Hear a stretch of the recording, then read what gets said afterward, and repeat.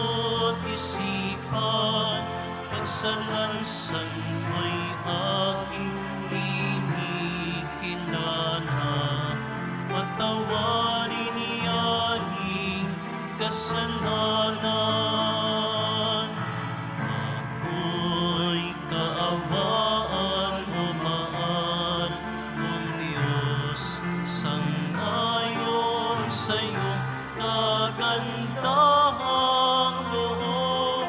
Mga sala mo'y iyong tinisin, ayon din sa pag-ibig mo sa akin.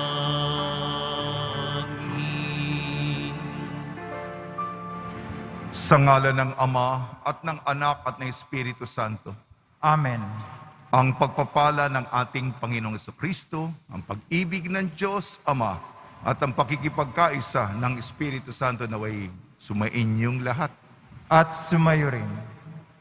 Nagdadasal po tayo para sa isa't isa. Marami po ang lumalapit, nagpapadala ng kanilang mensahe na ipagdasal ang kanilang kahilingan, ang kanilang intensyon, ang kanilang petisyon.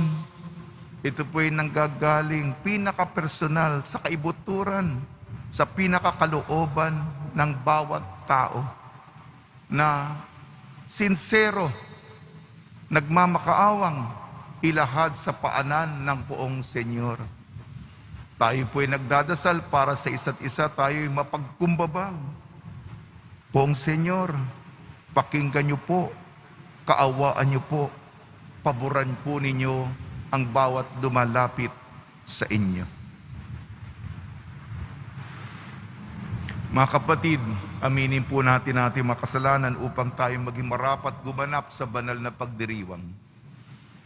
Inaamin ko Sa makapangyarihan Diyos at sa inyo mga kapatid, naluba ako nagkasala sa isip, sa salita at sa gawa at sa aking pagkukulang.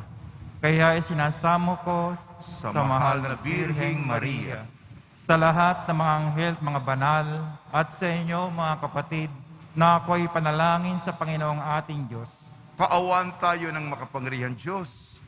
Patawarin tayo sa ating makasalanan at patnubayan tayo sa buhay na walang hanggan. Amen. Panginoon, kaawaan mo kami. Panginoon, kaawaan mo kami. Kristo, kaawaan mo kami. Kristo, kaawaan mo kami. Panginoon, kaawaan mo kami. Panginoon, kaawaan mo kami. Manalangin tayo. Ama namin makapangyarihan, sa pagganap namin sa 40 araw ng paghahanda, ang aming kalooban ay iyong pagindapatin para sa pagdiriwang ng Pasko ng pagkabuhay upang masaya naming maipahayag ang magandang balita ng iyong pagliligtas sa pamamagitan sa Kristo kasama ng Espiritu Santo magpasawalang hanggan. Amen. Magsiyo po ang lahat. Pagbasa mula sa aklat ni Propeta Ezekiel. Bumalik kami sa pintuan ng templo. Sa ilalim nito'y may agos ng tubig papuntang silangan. Ang templo'y paharap sa silangan. Ito'y nagmumula sa gawing timog na bahagi ng templo, sa gawing timog ng altar. Lumabas kami sa pintuan sa gawing hilaga at iniligid niya ako papalabas sa pintuan sa gawing silangan. Doon ay may mahinang agos ng tubig mula sa gawing timog ng hagdanan. Nagtuloy kami sa gawing silangan. May hawak siyang panukat. Sumukat siya ng 500 metro. Pagkatapos, lumusong kami sa tubig na hanggang bukong-bukong.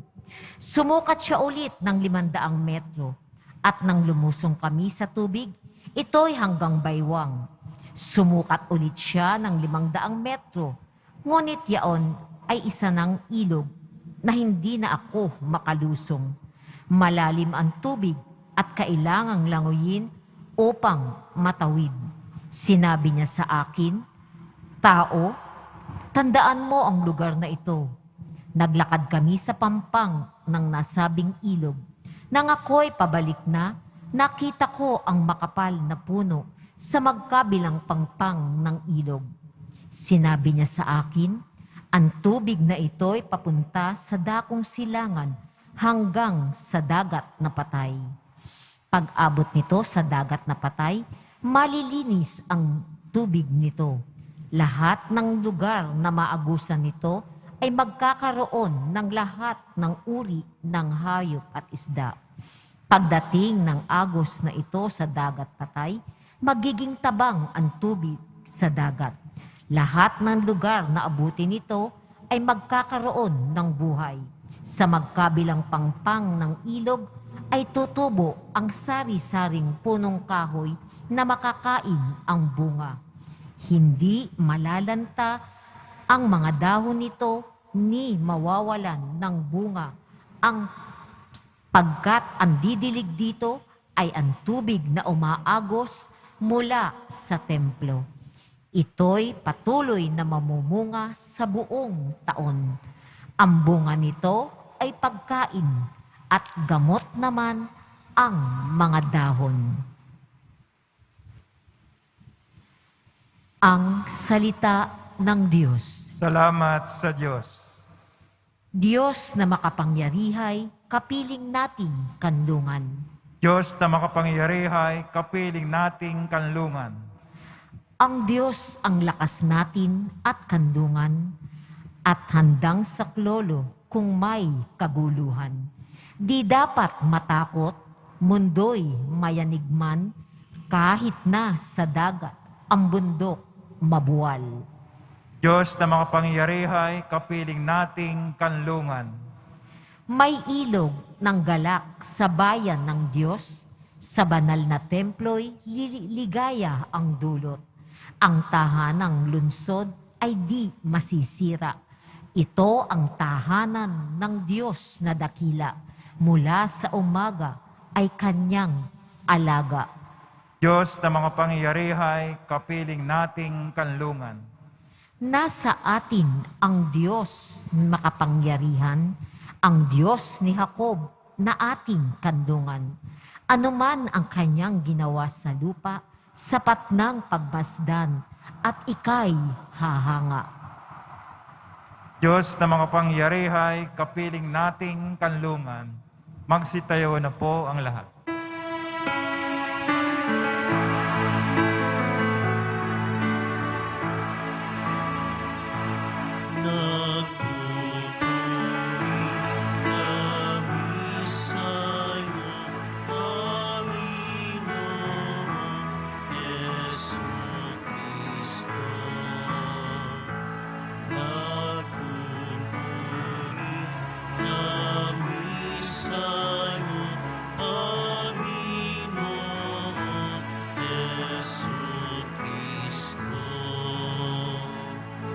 Diyos ko sa kikawan, loobing tunay na tapat, puso ko'y gawin mong wagas, nang manauli ang ganang bunga ng iyong pagliligtas. Nagpupuri kami sa'yo, Panginoong Jesucristo. Sumainyo ang Panginoon. At sumayo rin. Ang mabuting balita ng Panginoon ayon kay San Juan. Papuri sa iyo, Panginoon. Nang dumating ang pagdiriwang ng pista ng mga Hudyo, pumunta si Jesus sa Jerusalem.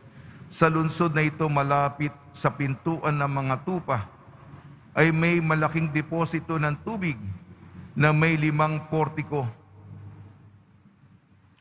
Kung tawagin ito sa wikang Hebreo ay Bethesda, natitipon dito ang maraming may sakit, mga bulag, mga pilay, mga paralitiko.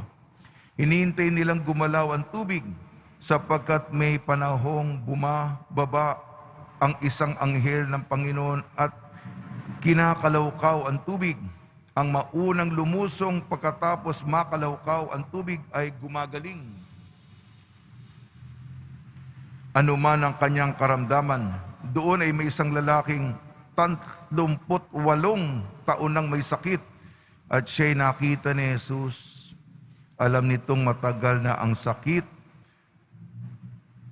May sakit ang lalaki. Tinanong siya ni Jesus, ibig mo bang gumaling? Sumagot ang may sakit, Ginoo, wala pong maglusong sa akin kapag nakalawkaw na ang tubig. Patungo pa lamang ako roon ay may nauuna na sa akin. Sinabi sa kanya ni Jesus, tumindig ka, dalhin mo ang iyong higaan at lumakad ka. At pagdakay, gumaling ang lalaki. Dinala ang kanyang higaan at lumakad.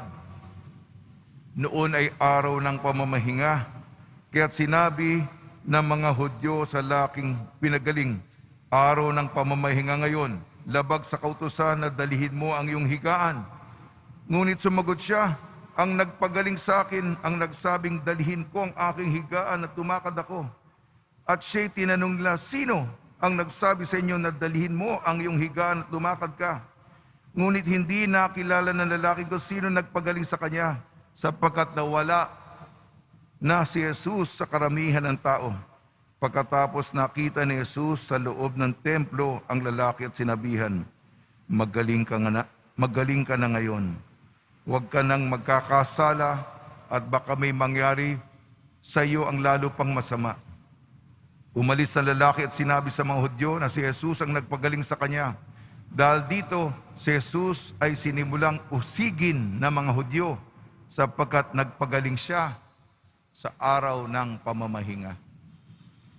Ang mabuting balita ng Panginoon. Pinupuri ka namin, Panginoong Hesukristo. Magsiupo ang lahat. Binabati po namin kayo sa pagpapala, pagbibindisyon, pagbibiyaya, pagkakalob ng napakaraming grasya mula sa ating butihing Panginoong Hesukristo. Paalala lang po, sa banal na panahon ng Kwaresma, tayo po'y magpika, magbalik loob, mangumpisal, at gumawa ng mga gawain ng pagdarasal, pag-aayuno, at pagkakawang gawa sa mga nangangailangan.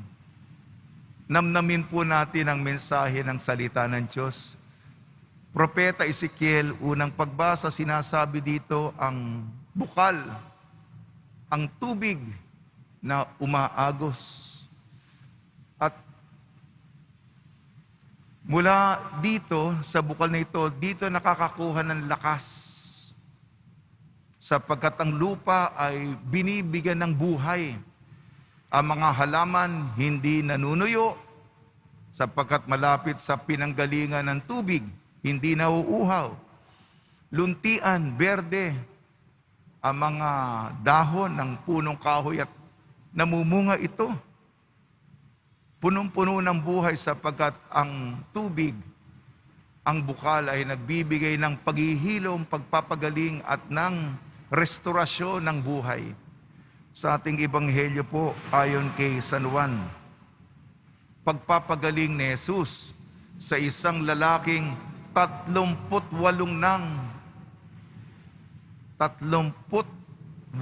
taon nang may sakit. Kada tangkanya na kasi, basta may anghel na kumalawkaw sa tubig, doon, yung una, yun ay gagaling. Laging may nauuna sa kanya. Mabagal siya. Mahina siya. Ay, nako, naunahan. Kasi maraming may mga kapansanan.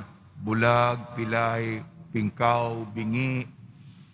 Lagi siya. Isipin mo, 38 taon na may nauuna sa kanya. Kailan kaya yung swerte ko? Naawa sa kanya, si Jesus. Gusto mo bang gumaling? Paano Panginoon? 38 taon na ako nagtatangka. Lagi may nauuna sa akin. Ano ba ito? Paano ba ito? Mabagal ako. Gumaling ka. Kunin mo ang iyong higaan at bumayo ka, lumakad ka. Ayun, gumaling. Nagpagaling si Jesus sa araw ng pamamahinga. Ang araw ng pamamahinga, ang pinakadiwa nito ay liberasyon. Na libre. Malaya na sa tanikala ng opresyon. Yan ang ibig sabihin. Kaya yan ang pinagdiriwang, yan ang selebrasyon. Minsan tayo na iipit tayo, bawal yan, bawal yan, bawal yan. Magpahinga, ito stricto tayo dito taga-implementa ng batas. Minsan, ginagawa nila yon pero hindi na naintindihan kung bakit ginagawa. Basta. Kung hindi, bawal yan. Ano ba yung araw ng pamamahinga? Nagpapahinga, may panahon para magbigay puri sa Panginoon dahil sa kanyang kagandahang loob. Pinalaya niya tayo. Ano pa magandang okasyon ng pagpapalaya? 38 taon nang nabihag sa sakit ang tao. Napalaya siya. Hindi ba karapat-dapat lamang? Minsan makikitid yung utak, yung paningin ng mga tao. Hindi nakikita yung dahilan kung bakit ginagawa yung ginagawa. Sige po.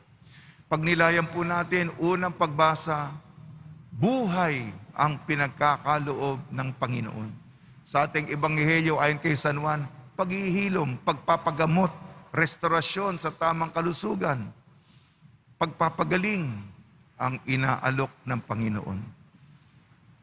Sa tulong ni Maria at ni San Jose, naway patibayin natin lagi ang palakasin natin ang ating mahina na pananalig sa Kanya. Magsitayo na po ang lahat.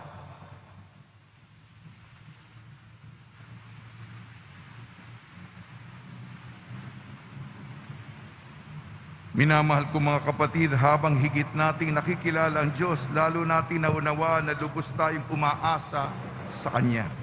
Tugon po natin, banal na tagapagpagaling, tulungan mo kami. Banal na tapagpagaling, tulungan mo kami. Ang mga pinuno ng simbahan, naway lubos na mag-alay ng kanilang buhay sa paglilingkod kay Kristo. Manalangin tayo. Banal na tapagpagaling, tulungan mo kami.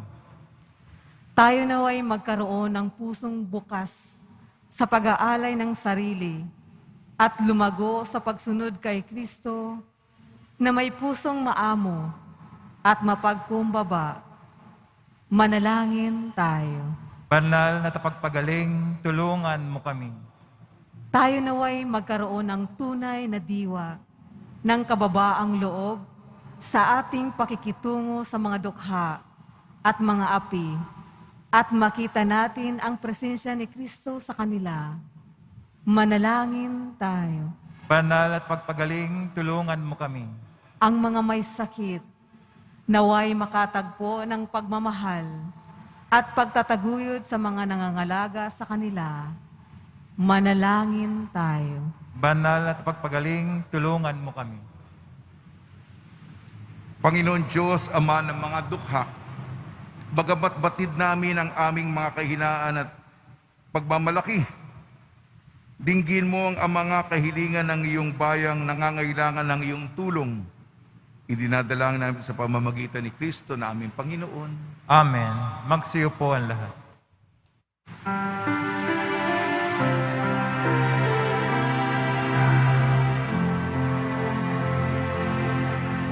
Sa'yo, Ama, aming handog, ang tinapay at alak na ito, handog ng iyong bayan, sumasamo, humihingi ng patawad mo.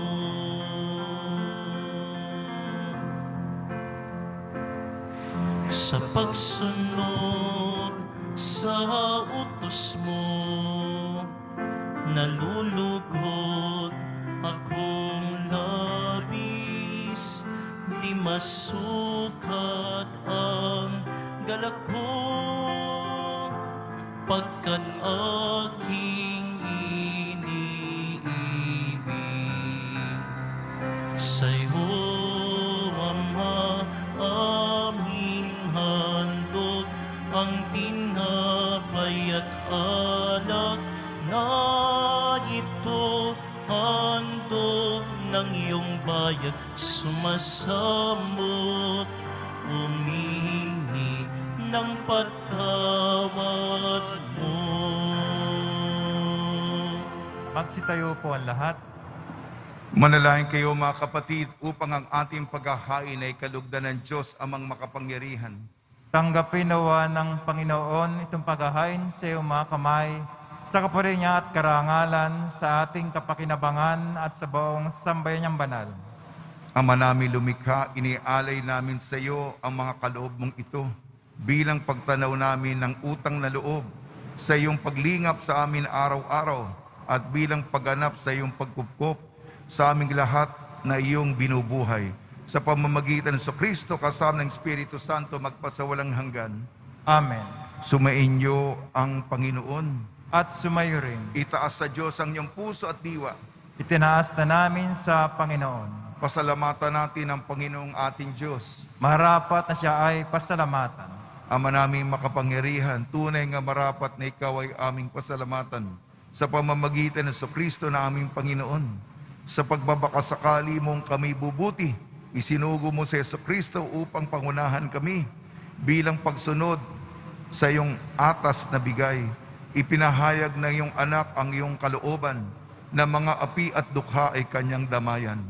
Ngayon ay iyong inihahandog ang pagkakataong aming maisaloob, ang kanyang ganap at kusang paglilingkod, upang sa iyo'y lagi kaming makasunod. Kaya kaisa na mga anghel na nagsisiawit ng papuri sa iyo nang walang humpay sa kalangitan, kami nagbubunyi sa iyong kadakilaan. Santo, Santo, Santo, Panginoon Diyos ng mga hukbo, napupuno ang langit at lupa ng kadakilaan mo, Hosana sa kaitaasan. Pinagpala na paririto sa ngalan ng Panginoon, Hosana sa kaitaasan. Magsilod po ang lahat. Ama naming banal, ikaw ang bukal ng tanang kabanalan. Kaya sa pamamagitan ng Espiritu, gawin mong banal ang mga kaloob na ito upang para sa amin maging katawan at dugo ng aming Panginoong Jesucristo. Bago niyang pinagtiis ang kusang loob na maging handog, hinawakan niya ang tinapay, pinasalamatan kanya, pinaghati-hati niya yon, iniabot sa kanyang malagad at sinabi, "Tanggapin ninyong lahat ito at kanin itong aking katawan, ihahandog para sa inyo."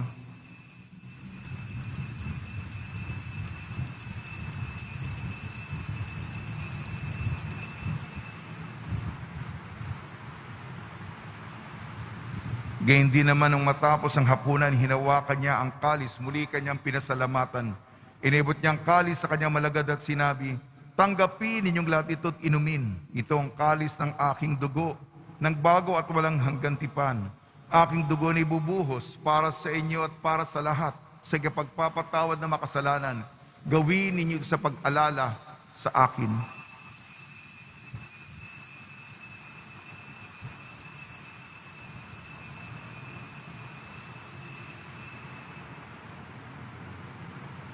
Magsitayo na po ang lahat.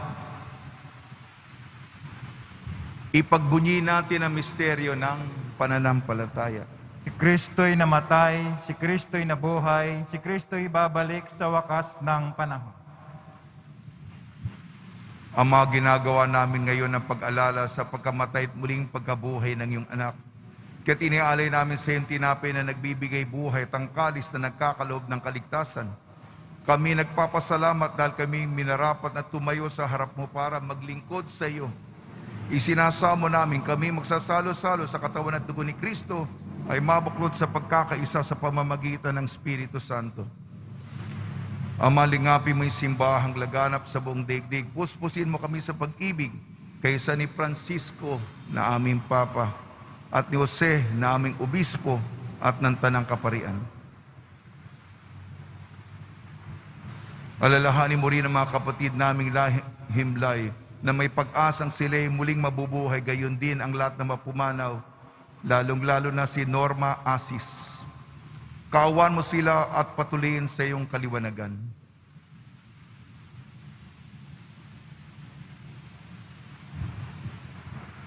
Kaawan mo at pagidapating kaming lahat na makasalo sa iyong buhay na walang wakas, kaysa ng mahal na Birhing Maria na Ina ng Diyos, Nuestra Señora de la Buena Hora, ng kabiyak na puso niyang si San Jose, kaysa ng mga apostol ni San Juan Bautista at lahat ng mga banal, na namuhay dito sa daigdig ng kalugod-lugod sa iyo.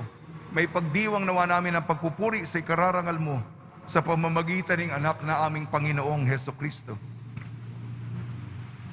Sa pamamagitan ni Kristo, kasama niya at sa Kanya, ang lahat ng parangal at papuri ay sa iyo, Diyos amang makapangyarihan, kasama ng Espiritu Santo, magpasawalang hanggan. Amen. Sa tagubili naman nakakagaling na utos sa turo ni Jesucristo na Panginoon natin na Diyos, ipahayag natin ng lakas loob. Ama namin, sumasalangit ka, sambahin ang ngalan mo, mapasa amin ang kaharian mo, sundin ang loob mo dito sa lupa para nang sa langit. Bigyan mo kami ngayon ng aming kakanin sa araw-araw at patawarin mo kami sa aming mga sala para ng pagkapatawad namin sa nagkakasala sa amin. At huwag mo kaming ipahintulot sa tukso at adya mo kami sa lahat ng masama.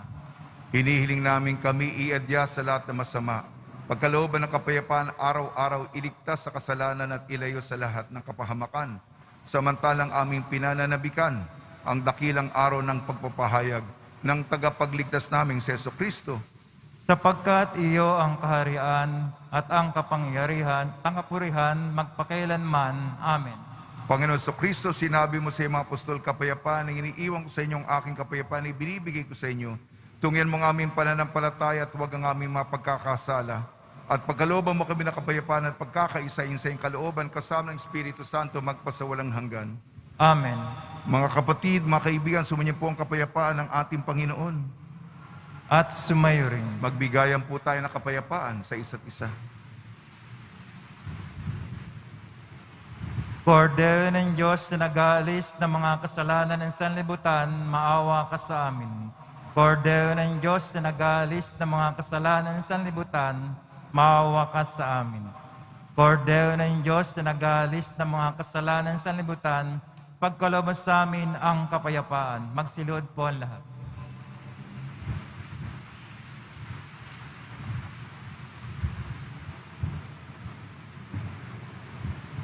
Ito ang kordero ng Diyos, ito nag-aalis ng kasalanan ng sanlibutan, mapalad ang inayayahan sa kanyang piging. Panginoon, hindi ako rapat-dapat na magpatuloy sa iyo, ngunit sa isang salita mo lamang ay gagaling na ako.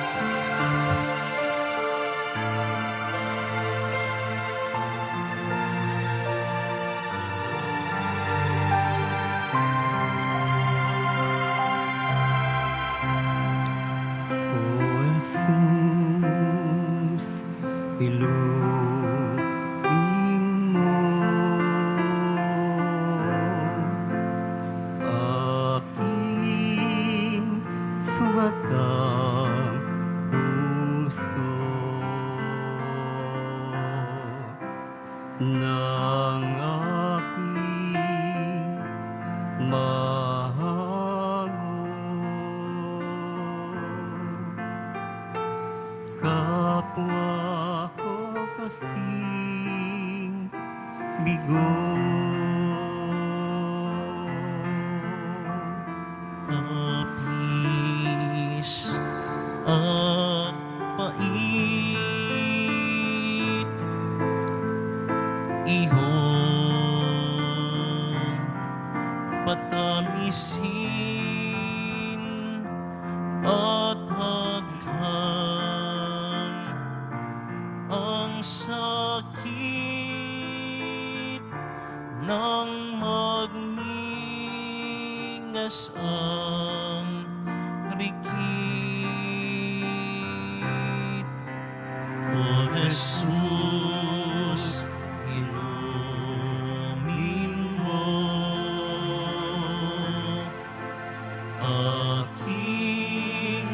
sugat ng puso ng aking mahal. Kapwa kong kasing bigo, aking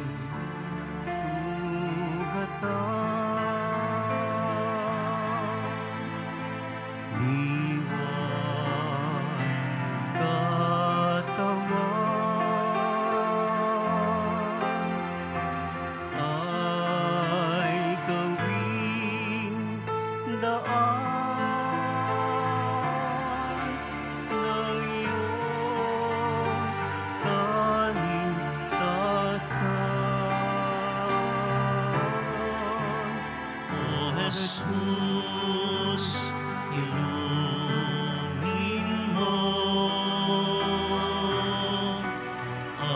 aking sugat ng puso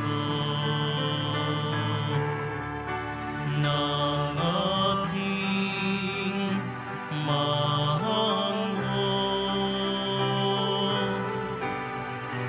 Kapwa kong kasing bigo,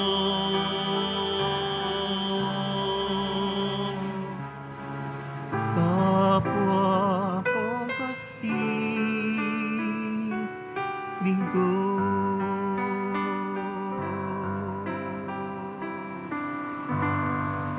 Magsitayo na po ang lahat. Manalangin tayo. Ama namin mapagmahal, gawin mong dalisay ang aming kalooban at panibaguhin mo ito sa aming pakikinabang upang ang tulong mo ngayon at sa hinaharap ay aming lubusang matanggap sa pamamagitan sa Kristo kasama ng Espiritu Santo magpasawalang hanggan. Amen. Pagbabasbas sa mga deboto ng kanilang mga kahilingan at dasalan. Mahal na poong Jesus Nazareno, iniyag mo sa pamamagitan ng krus ang walang maliw na pag-ibig ng Diyos sa sangkatauhan. Pakinggan mo ang kailingan yung angkan nagsusumamo sa iyo. Makamtanawa nilang yung katugunan at tanggapin na kasagutan na may utang na loob na tinatanaw. Basbasan din po niya mga daladala nila mga imahin at dasalan sa pamamagitan ng bendisyon at may maalala ng mga pangalan sa binyang likang ibig at paglilingkod ng bilang Panginoon magpasawalang hanggan. Amen. Sumainyo ang Panginoon At sumayo rin. at pagpalain kayo ng makapangyarihan Diyos, Ama, Anak at Espiritu Santo. Amen. Paglayin po ninyo sa inyong pag-alis ang kapayapaan ni Jesucristo. Salamat sa Diyos.